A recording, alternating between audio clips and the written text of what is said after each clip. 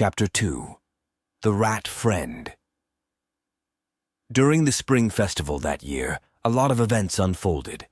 Huguohua's deception with the paper woman eventually came to light, leading to his uncle's death from anger and illness. Consequently, Hu's relatives and friends began to shun him, refusing even to lend him money or food.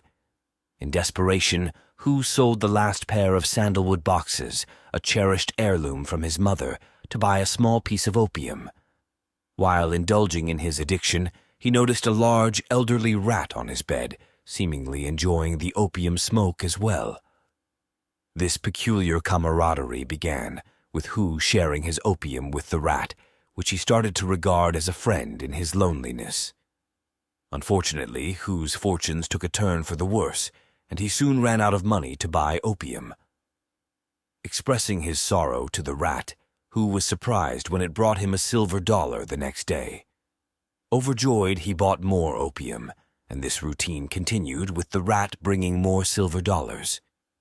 Hu grew fond of the rat, referring to it as Brother Rat, and sharing his bed and meals with it. This unusual friendship provided Hu with a steady income, making his life comfortable for a while. However, a local troublemaker named Wang Erganzi became suspicious of Hu's sudden affluence. Believing Hu might be involved in illegal activities, Wang decided to spy on him. One day, taking advantage of Hu's absence, Wang sneaked into Hu's house, hoping to uncover his secret. Discovering the rat asleep on the bed, he callously threw it into a boiling kettle and waited to see Hu's reaction upon his return. Hu, returning home and finding his rat friend dead, was consumed by rage. He attacked Wang with a kitchen knife, injuring him severely. However, due to Hu's weakened state from opium use, Wang survived and sought help from the local security team. The team's leader, a relative of a local warlord, was outraged by Hu's violent act and had him arrested. Before the security team leader, Hu tearfully recounted the entire story, expressing his gratitude towards the rat for saving him from poverty and despair.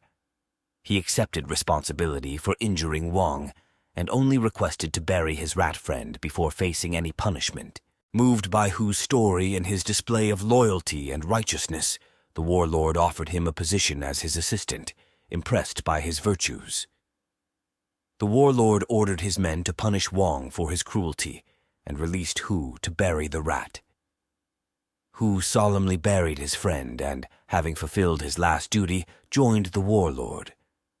Hu's story illustrates an important lesson. During desperate times, even the smallest act of kindness can have a profound impact. The rat, though it acquired the money through theft, became a savior for Hu in his time of need. This tale also reminds us of the complex nature of human morality and the unexpected bonds that can form in the most unlikely of circumstances.